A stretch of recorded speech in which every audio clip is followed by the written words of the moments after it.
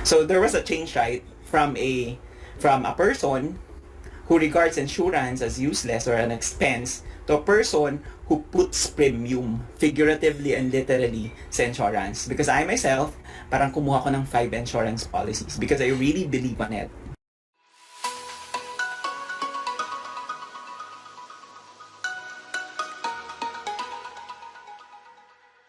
Hello everyone! I'm Roan Celis Capistrano of 1 Million Club.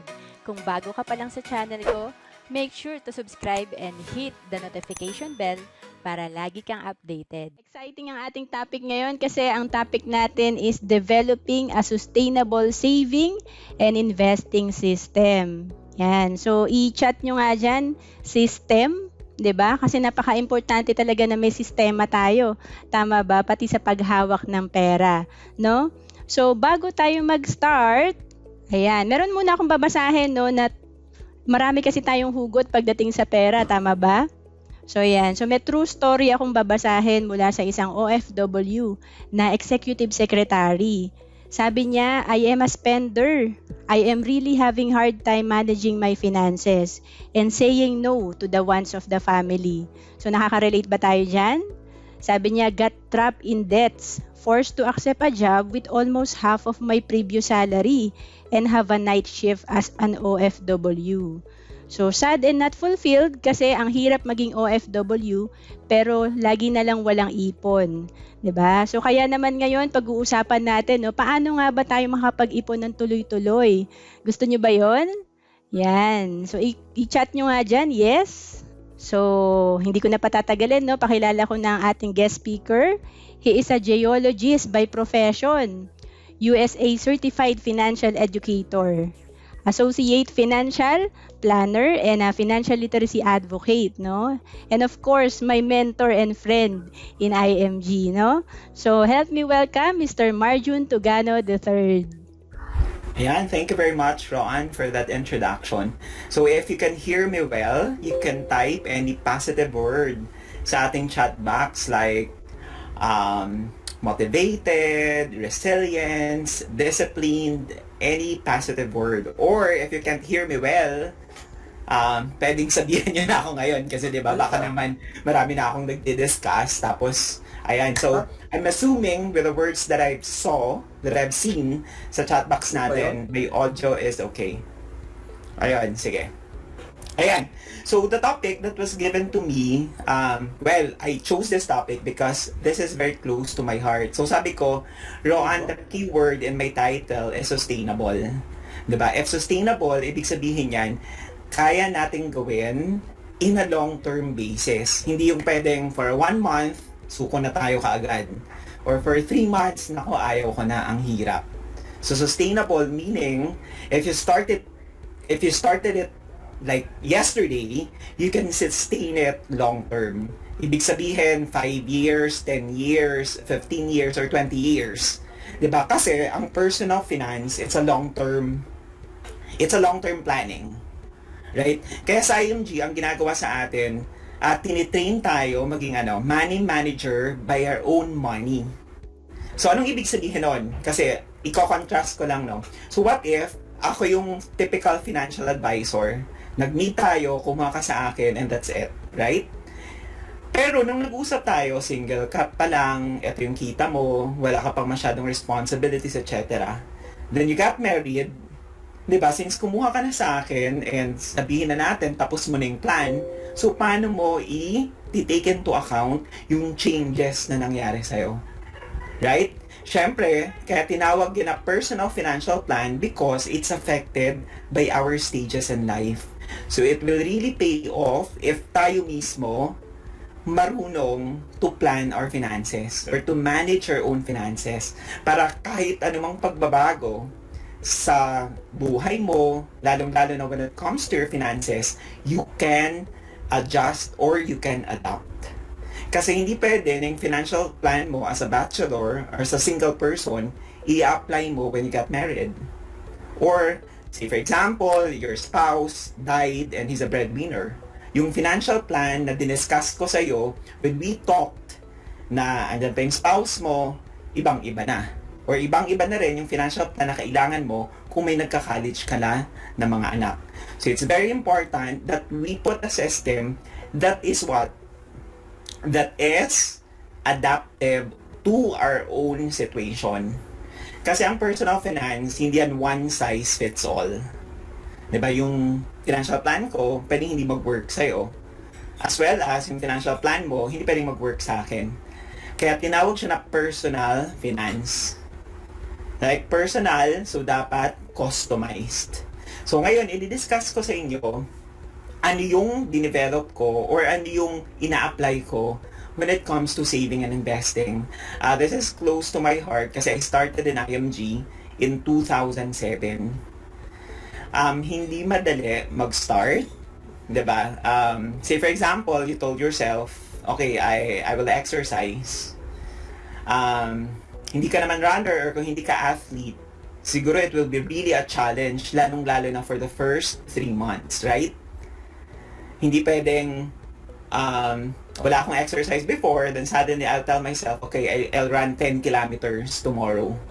And I'll run 30 kilometers the following week. Diba? Patay ako nun.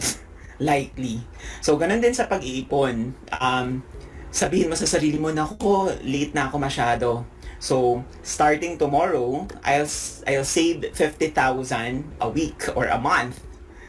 Tapos for the past 10 years, ni piso, wala kang sinasave. So, kung pinilit mo yon na bigla-biglaan, baka sabihin mo, hirap pala ng pag-iipon. So, hindi ko na siya gawin. Or tulad din, on the same example, ang hirap pala tumakbo ng 10 kilometers. So, this is not for me. So, we will take it step by step. So, ganun ang pag-iipon. Sa pag-iipon, I will always tell this to people, it's not really the amount. Ang importante dyan is ma-maintain mo or yung consistency mo ng pag-iipon. Diba? Say for example, sa mga employees dito, magkano yung binabawas sa atin every month ng government? Diba? Nasa 20 to 30+%. And if you're working for the last 20 or 30 years, diba, ilang 20% na yun, diba? So what if tinapatan mo yun every month? Kung gumukuha ang gobyerno sa'yo ng 20%, yun din yung iniipon mo. Siguro for 3 months, diba, what's 20 plus 20, 60%. Pero if we will talk about like 6 years or 10 years, diba, parang magugulat ka sa amount. Diba like yung SSS ko, diba magkano lang SSS? Like, I started with 500, 1,200, and 2,400. Pero kung ito-total mo na, no, kung nag 10 years ka na, magugulat ka, close to 1 million na siya. Or more than 500,000. Pero hindi mo naramdaman. Ba, hindi ganun kalaki ang amount, but then you have the consistency na every month, whether you want it or not, kailangan maghulog. Kasi obliged or automatic. So right now, yung i-discuss ko sa inyo para mas matandaan nyo ng madali. Ang acronym natin ay ADKAR. So, itatype ko So, that's ADKAR. So, yan yung acronym. So, isa-isahin natin per letter. I'm about to finish my MBA sa Lasal this coming term. And this is one of the change management models na diniscuss namin. Maraming change management models, but when it comes to savings or investing, for me, this is the most appropriate. Is change comfortable? Is change easy for you? Madali ba magbago? Say for example, when I entered IMG, hindi ako believer ng insurance.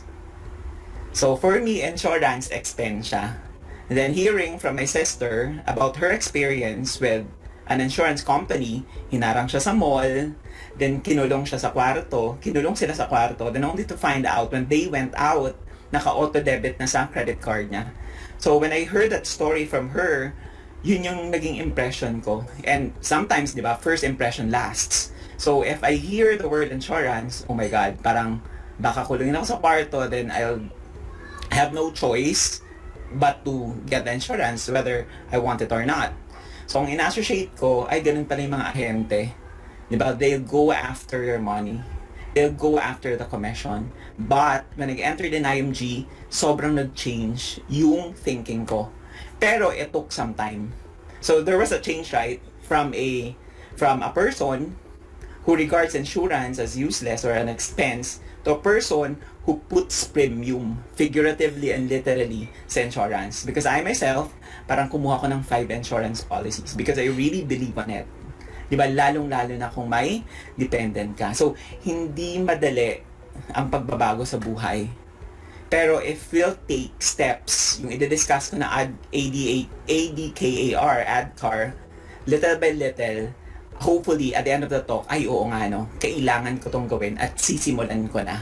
Hindi ko man makita immediate yung results, pero looking forward, long term, ito yung kakahinatnan ko. Okay, letter A. Ano yung letter A? So that means yung letter A is awareness. Okay, may notes ako ha. So awareness. Okay, ano yung pag-uusapan natin dito? A change from being a spender to saver and investor sustainably. So, i-distinguish muna natin, ano ba yung difference ng saving tsaka investing? So, saving, that's keeping your money. Investing is growing your money. So, there's a big difference from that. If you save, probably you put it on a bank account. If you invest, you put it on a facility like mutual funds, stocks, etc. Because you want to grow your money, right? So, saving is keeping your money. Investing is growing your money. So, if andun pa tayo sa mindset na naku, parang hindi pa rin ako spender, hindi pa rin ako investor tsaka saver, so kailangan natin tong gawin. And ito rin ang pwede nyong i-apply sa mga prospects nyo. Kasi diba, ano ba yung nature ng tao? Spender or saver? Ano ba, out of the 10 friends you have, ilan sa kanila ang saver, ilan ang spender? Pati ako, Marjun, spender eh. Ayan, pero meron talagang wais na spender yan. So siguro 1 out of 10, no? Yes, tama ka doon. So, 'di ba, ako well, proven yan statistically, right? Binigyan ka ng 50,000 pesos, if you go sa mall, inside the mall, sabihin natin sa sa Makati, 'di ba? Papasok ka ng SM, yung Glorieta series yun, di ba? 1, Glorieta 2, 3, 4, 5. Then after that, may another series, Greenbelt 1, 2, 3, 4, 5. So sa tingin nyo ba nandun pa yung 50,000 sa bulsa nyo? Wala na. Negative pa iba, no? Because we could always reason out, ay, kailangan ko tong bilhin, ay, kailangan ko to, right? We will always reason out that way, na kailangan natin, kahit hindi naman. Pero if I tell a person, okay, save 50,000. Kung mababaliktad, kung dun sa first scenario, he will always reason out na, ay, kailangan ko to. Ito naman, ay, hindi ko kaya mag-save. Right? Ang daming excuses. Infinite yung excuses. So, kaya kailangan natin na i-change yung mindset ng tao. Sa negosyo natin, sa IMG business natin, since we're not offering a tangible product, right? What we offer is something intangible, something we hope for in the future. And since yun ang in-offer natin sa mga kaibigan natin at sa sarili natin, kailangan ng matinding mindset. So otherwise, 'di ba, ang hirap mag-offer ng hindi nila nahawakan without a proper mindset. So the letter A stands for awareness. So what's that? Awareness that there is a need for change. That there is a need for a transition from being a spender to being a saver, then becoming an investor. We have to accept that fact. We have to be aware. Otherwise, 'di ba, kung hindi tayo aware, how could you attack the problem if in the first place you're not aware of it? Right? Ay, ngayon ko palang nalaman na kailangan pala mag-ipon. Ay, bakit ngayon mo pa lang ako na-meet? Sana na-meet mo ako 15 or 20 years ago. So that means, walang nagturo sa kanila na kailangan mag-ipon. Walang nagturo sa kanila na ang income hindi forever. Right? So if the person tells that, nandun na tayo sa first stage. Awareness of the need for change. Yung urgency that there is a need for change. So, kailangan nating ma-develop yon, right? So, sabi dito sa notes ko, okay, we have to realize kung ano yung mga repercussions or danger if hindi natin ma-achieve yung awareness na yon. Diba, what if 59 years old ka na, tapos saka ka palang naging aware, ay, mawawala pala yung income ko when I hit 60. Ay, hindi ko alam na kailangan pala magtabi. Ay, hindi ako aware na yung pension ko pala from SSS isn't enough.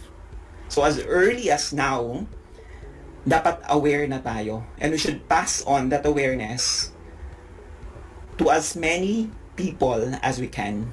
Diba? The need to change. The need to change from being a spender to saver, investor, then ultimately to become an entrepreneur as well. So yung awareness na yan, either intrinsic or extrinsic, either interior or exterior. Pwedeng interior, kailangan mong parang self-realization, ay 30 years na akong nag-work, bakit parang wala pa rin?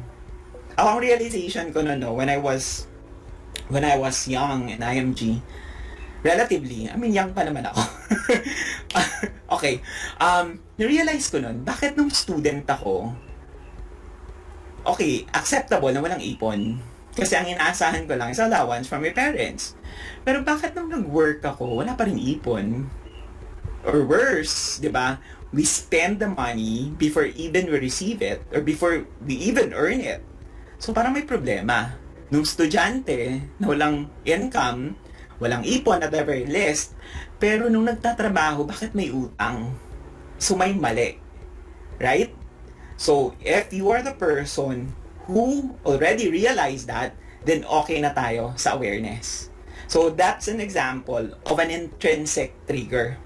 Sa extrinsic naman is dapat tayong mag-trigger sa mga tao na hindi pa nahihimasmasan or hindi pa namumulat yung mata about the importance of our mission. Because what do we believe here? Poverty, that lack of money is not the cause of poverty. Financial ignorance is the real reason why is there poverty. Right? Financial education is very important. Manalo ka sa loto ng 50 million, without financial education, wala rin yan. Ibigay ng mayayaman yung mga pera nila sa mahihirap, after 10 years, sila pa rin ang magiging mayaman. Because they have the proper mindset. So, extrinsic trigger is, say for example, ako, during that time, I came across a book by Colayco about mutual funds and about savings. Then suddenly, I sat beside a co-passenger on an international flight. From New Zealand siya, no? Tapos ako from Japan ata or Malaysia. Yun, he introduced me, IMG. So, stranger yung nag-introduce sa akin ng IMG. So, that's awareness. We have to realize within ourselves, and we should be instrument to other people to be aware of the need to change from being a saver, from being a spender to saver and investor, then ultimately becoming an entrepreneur. So that's the first. Letter A equals awareness.